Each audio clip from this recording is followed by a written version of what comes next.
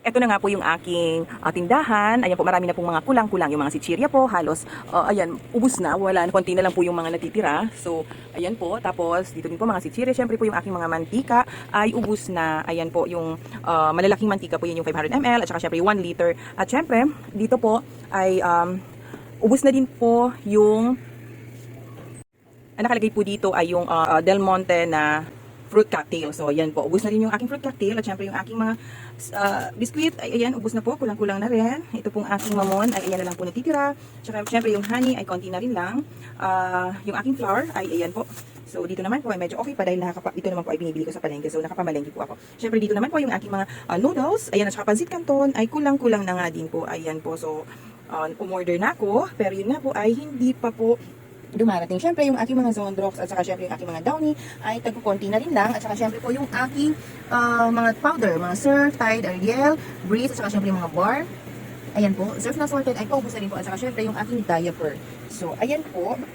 Siyempre po yung aking mga shampoo din ay kulang-kulang na. Ayan yung mga conditioner. Ayan po. Siyempre yung Energen ay kulang-kulang na rin. Pati po yung aking mga dilata ay marami na rin po. Mga bungi-bungi. Ayan po yung mga red na sardinas ay ubos na. Ayan po yung iba ko pa po mga dilata. Yung spicy na San Marino na 85 ml ay ubos na. Siyempre din po yung aking mga biscuit. Ayan, paubos na rin. At saka siyempre ang aking mga candy ay nireplenish ko lang din yan ay bumili po ako sa palengke.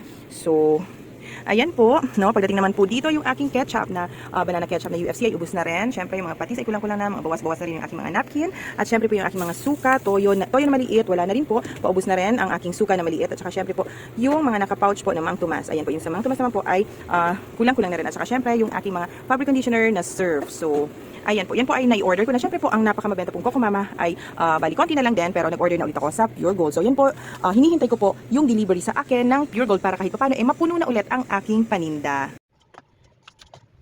Load. Smart load. Ay, walang load. Wala. Unavailable daw. Hindi pa load. Ay, hindi ka ba? Wala na.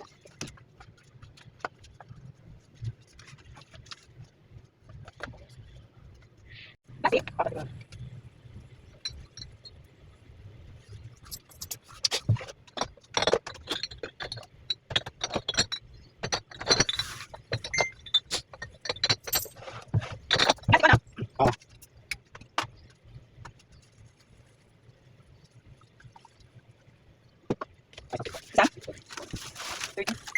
lang. Thank you. Thank you po. Sandrox. Puti. Iba isang ba? Isang 20 lang to. Oh, ano yung maliit?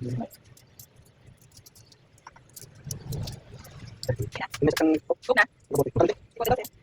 Ay, guys, ikaw. Tawag dyan. Ikas ito.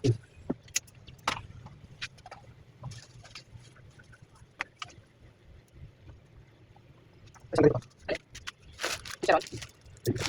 Okay, 21. 13 plastic. Thank you.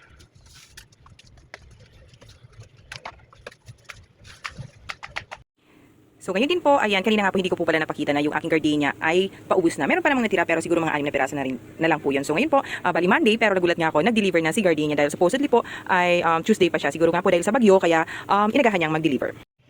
Bali po kaya kulang-kulang na po yung aking mga paninda dahil nga sa nung last week po ay kinuha ko yung allocation na ibinigay po ng Winston at saka ni Camel. So nagkakahalaga din po yun ng 12,000. At saka syempre, nag-uunti-unti po ako mag-stock ng mga Marlboro. Paunti-unti lang naman dahil sobra pong laki ng kapital ng Marlboro. So at saka Marlboro at saka syempre ang Chester. Yun po yung kung bakit talagang naisakripisyo ko yung laman nitong aking ibang tindahan. Nai-order ko naman na siya.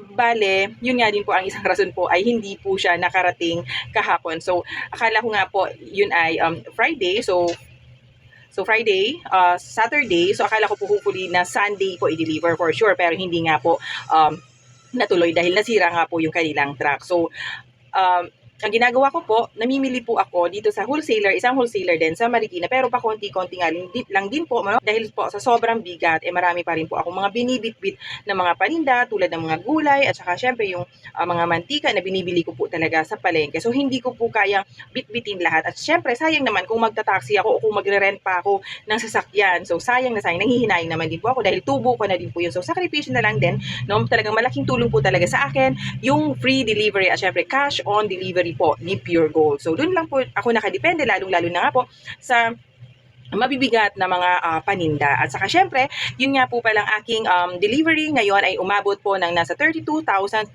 something. Yun po ay marami na rin po kasi akong in-order, no, ng mga alak. So, nag-uunti-unti na rin po akong mag-order ng alak dahil syempre po, November na. So, December, alam naman po natin na marami na naman mga party-party. Syempre, isa po sa mahal na bilhin ay ang Alfonso. Syempre po, Alfonso, ang Gin, at saka syempre po, ang Emperador. So, marami din po akong in-order ng mga case by case, ng mga Coke, saka syempre yung mga Yakult, no, isang team. So, kaya po umabot ng ganung kalaki. So, yan po yung medyo mahirap, no, pag limitado lang yung ating mga yung ating kapital, tapos meron tayong gustong i-stock ng mga produkto dahil nga po sa ito ay magtataas. So, konting sakripisyo, konting diskarte lang po talaga yung kailangan dahil ang hirap po yung mangungutang ka pa kung kani-kanino, kung saan-saan, tapos mag-i-interest pa tayo. So, another dagdag po yun ng dagdag ng obligasyon, yung imbis na kita na natin ay mapupunta pa po sa iba. So, ganoon na lang po yung ginagawa ko, isinasakripisyo ko pansamantala yung iba ko paninda, yung mga pwede pa namang hikitin or pwede pa namang mapatagal yung aking mga paninda. So, yung mga medyo hindi pa naman gaanong paubos ay sinasakripisyo ko para kahit papano yung mga pataas ko ng mga paninda ay mabili ko or makapag-stock ako ng medyo marami-rami. So, lalong-lalo na nga po ngayon, nagtataasan po yung mga presyo ng mga bilihin. So, konting diskarte, konting pagtsatsaga, pagtitipid.